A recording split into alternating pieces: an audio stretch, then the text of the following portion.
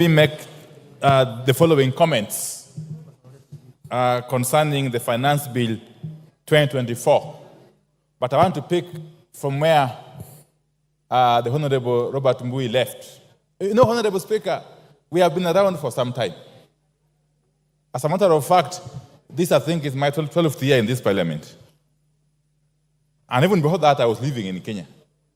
What is so unique with this government that for 2 years in a row, the matter of finance bill is causing hulabaloo, is causing commotion, is causing pandemonium until young children are coming out the streets? We have had finance bills since 1963. We have had them. We had them during Jomo Kenyatta time. We had them during President Moi's time. We had them during President Kibaki. Recently, we had them during President Uhuru's time. But in this regime, 2 years in a row, the finance bill is causing serious problems to Kenyans. And is exposing the regime as totally insensitive to the plight of the people. Do you want information from Kamket? Certainly no, Honorable Speaker. How can Honorable Kamket inform me, Honorable Speaker? Really, no. So, Honorable Speaker, that is the question we must ask ourselves. And then it again raises the issue. Who advises this government? Who are the real advisors? In terms of economics, in terms of finance management, leave alone politics. Politics we can deal with later. But who advises this government? Because it seems to make mistake after mistake, mistake after mistake, mistake after mistake, Honorable Speaker. Following the outcry that happened after the 2023 finance bill was unveiled, I had thought that this government would be the wiser this time around. What we see is actually a worst case. As they say, the more things change, the more they remain the same. Honorable Speaker, I have read the bill in its entirety. I have similarly read the report of the committee chaired by my very good friend, Honorable Kimani Korea. Honorable Speaker, if you look at the report of the committee and together with the amendments it is proposing to make on the bill, then you come to the conclusion that actually the character, the structure of the bill is actually changing fundamentally. Fundamentally. And this flies on the face of the provisions of Standing Order 48. Honorable Speaker, at some point perhaps I would be calling upon you to consider asking the chair to withdraw the bill and introduce a new one. Because the character is changing. And why is the character changing, Honorable Speaker? Honorable Speaker, under Article 201 of the Constitution, specifically 201 sub-article A, on the matter of principles that govern or guide public finance management. Public finance management. I don't know what is itching, Honorable Soro.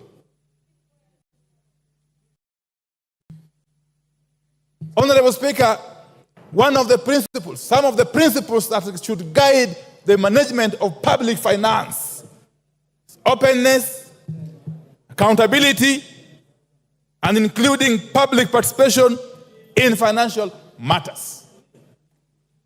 If you can come out of the blues and tell us that now these things that we had introduced in the bill, these taxes that we had introduced in the bills, we are now removing them. It is basically going against the principles of public finance management. You are turning a public finance bill into a personal property that you can change at whims. Honorable Speaker. Yes, Chairman of... Honorable Speaker. Order, Minority Leader, Chairman. Honorable Speaker, again, on a point of order on misinformation. The Leader of Minority clearly read the PFM Act. and talked about then if changes are made, the allegations making them then significantly that bill would have to be drafted.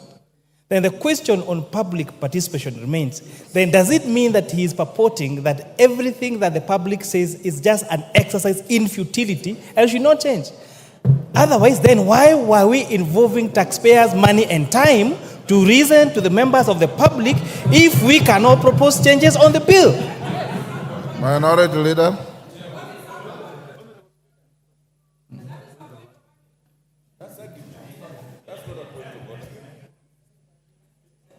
Proceed.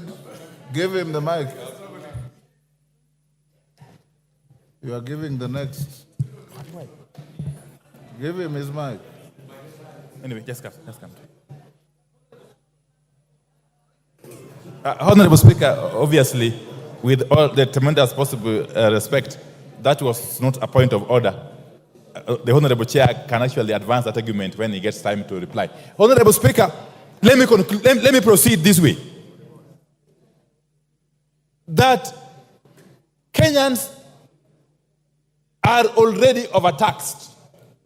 In fact, if you look at Kenya vis-a-vis the rest of the world, you would be forgiven to conclude that Kenyans are some of the most taxed human beings on earth. And therefore, any responsible government would be looking at ways to lessen the tax burden on Kenyans, not to increase it, Honorable Speaker, as this bill is attempting to do. Honorable Speaker, in spite of the recommendations in the report, which look very flowery, Honorable Speaker, we have always been reminded that the devil is in the details. I am aware, even though this is not part of the finance bill, that there are plans to increase the levy on roads maintenance. I know, of course, the amendment will come separately. Yes. The moment you increase the road maintenance levy by even a shilling, leave alone the 9 shillings being proposed, the ripple effect is enormous in all sectors of the economy. And the loser is the common Kenyan taxpayer. Honorable Speaker. And therefore, this is a case of taking with one hand, giving with one hand, and taking back with another hand.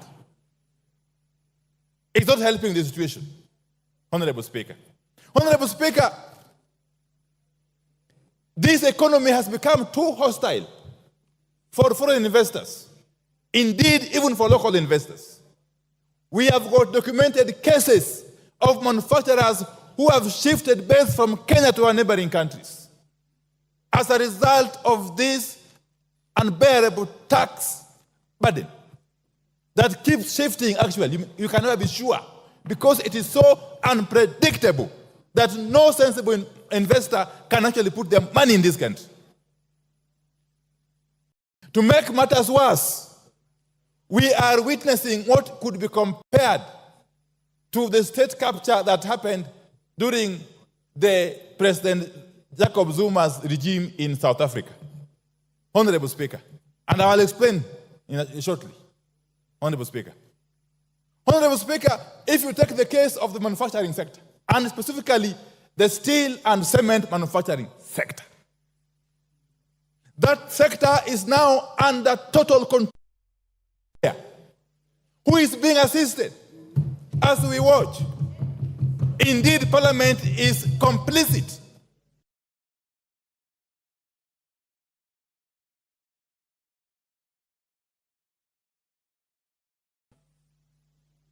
We have a case where this one particular manufacturer is the only person who has the capacity to manufacture billets which are used in the steel manufacture. And actually clinker, which is also used in the manufacture of cement. To make it worse, this same manufacturer, who has got the support of these people, Honorable Speaker. He is compelling his competitors to buy from him raw materials. To make it worse, he is compelling them to buy at a minimum. That for you to buy from me, billet or clinker, you must buy quantities worth minimum of 100,000 US dollars. And you must pay me in US dollars. And he delivers when he wants. Do you expect him to compete favorably with the rest? I will name him. It is the owner of Devki Steel Company and the owner of Simba Cement. I think his name is Guru. That one. We must shame these people. We must name and shame these people. If we are to rescue our country from the clutches of state capture, Honorable Speaker, we must do so. We must do so. Now, I am happy. I am happy at the debate and the information that is coming out from the. My point of order is 91.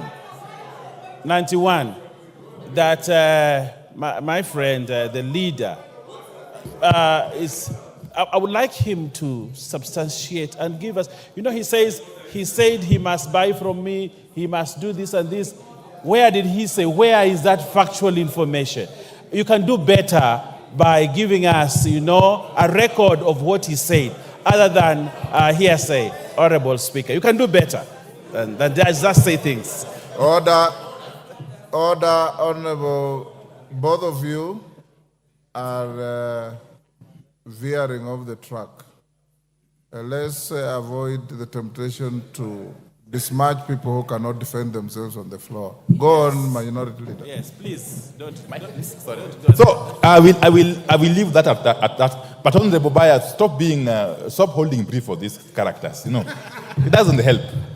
Let me tell you, from my experience in this parliament, they'll never really assist you in the constituency. Honorable Speaker, where we have now reached is a situation of helplessness. No wonder young boys and girls are coming out in their numbers on the streets and facing police truncheons and water cannon and tear gas, something which is unprecedented, Honorable Speaker.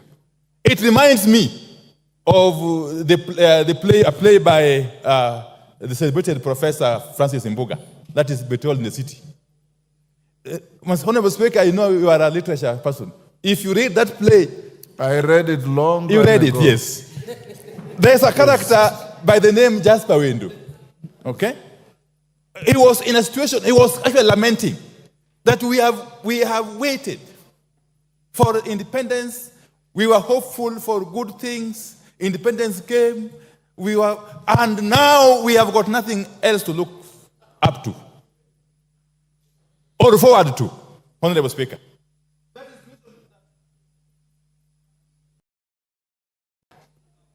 He has 15 minutes. Has he finished 15 That minutes? is the situation. Your time is up. Finish up in 1 minute. Children are finding themselves in this country. They have already lost hope.